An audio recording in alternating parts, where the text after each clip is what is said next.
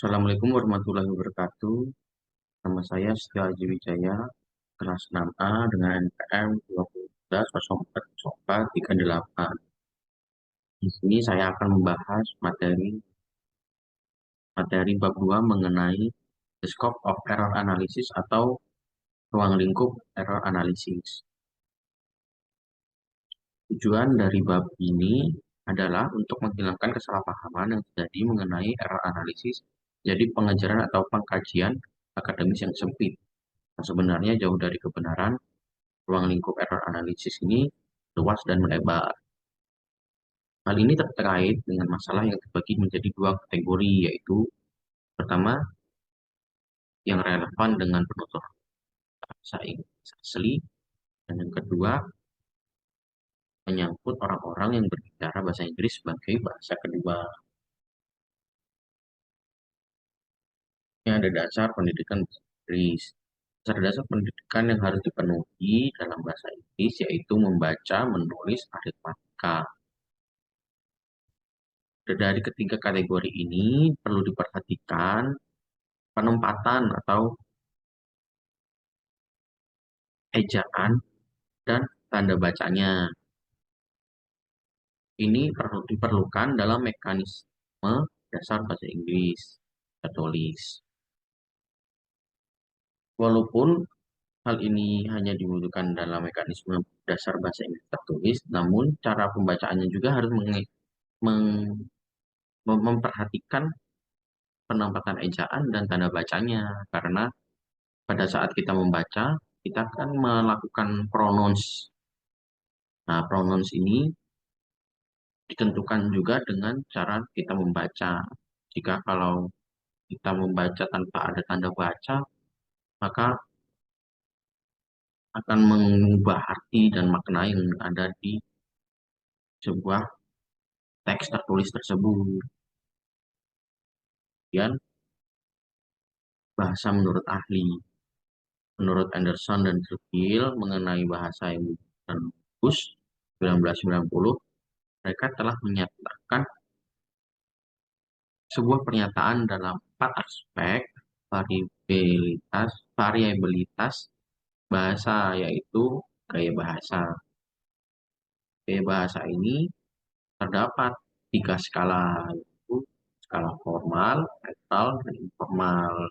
Netral ini bisa informal dan netral. Jika formal, itu contohnya seperti pertemuan presiden antar presiden, dan acara-acara formal lainnya.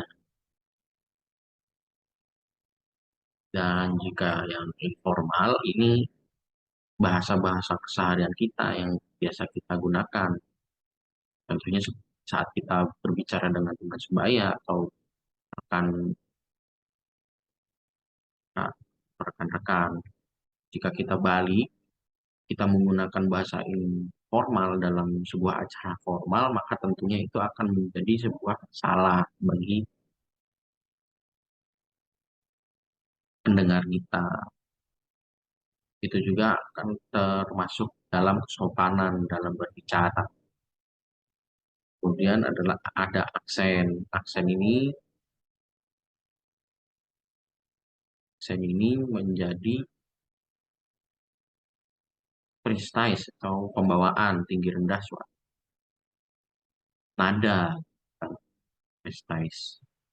Precise, penekanan. Penekanan dalam sebuah kata bahasa Inggris itu sangat digunakan. Jika kita penekanannya tidak sesuai dengan apa yang menjadi kaidah dalam bahasa Inggris, itu akan mengubah makna dari kata tersebut. Contohnya sit dengan sheet. Nah, kan buat beda makna. Sit, duduk, dan sheet. Lainnya kan registrasi, kemudian ada registrasi mendaftar, teknis versus non-teknis. Kemudian ada dialek standar versus tidak standar, dialek. Cara membahasakan suatu bahasa dialek. Dan ada kategori bahasa Inggris. Sebelumnya saya akan membahas mengenai apa sih itu artinya first learners, apa sih itu artinya second learners, apa sih yang membedakan kedua kata tersebut. Menurut saya, first learners itu adalah seorang pelajar bahasa Inggris yang menguasai bahasa Inggris sebagai bahasa ibu. Jadi seseorang ini dia telah mengetahui bahasa Inggris sejak ia lahir, sejak ia kecil, karena lingkungan hidupnya itu telah memaksanya menggunakan bahasa Inggris. Itu juga kan negara masuk negara inner circle, nanti kita akan bahas. Kemudian ada second learners, itu adalah seorang pelajar yang belajar bahasa Inggris sebagai bahasa kedua. Contohnya seperti kita ini, warga Indonesia yang belajar bahasa Inggris sebagai bahasa kedua. Tujuannya itu kan berbagai macam, seperti ya, cari pekerjaan yang memerlukan kemampuan berbahasa Inggris, atau tujuan lainnya seperti berkomunikasi dengan wanita asing atau teman-teman yang berada di negara asing di luar sana. Kemudian masuk ke dalam kategori bahasa Inggris. Bahasa Inggris ini dibedakan menjadi 3 macam. Itu English of the Inner Circle, itu ada British, American, Canadian, Australian, dan New Zealand. Kategori ini menjadi penutur asli dalam bahasa Inggris. Ini contoh dari first learners. Learners ini kan sudah pasti memiliki bahasa Inggris sebagai bahasa ibu di negara-negara tersebut. Ini ada outer circle, so Ghanaian, Indian, Sipian, Filipino, Malaysian, Inggris, dan banyak negara-negara kolonial lainnya. Seperti yang saya sebutkan tadi, kita garis bawahi kolonial. Di outer circle ini berkaitan dengan negara-negara kolonial di masa sebelumnya, atau di sejarah sejarah sejarah sebelumnya itu dia jadi negara bagian kolonial. Kemudian ada expanding circle Englishes, seperti contohnya Cina, Jepang, Rusia, Brasil, dan negara-negara lainnya yang tidak terkait dengan kolonial dari inner circle.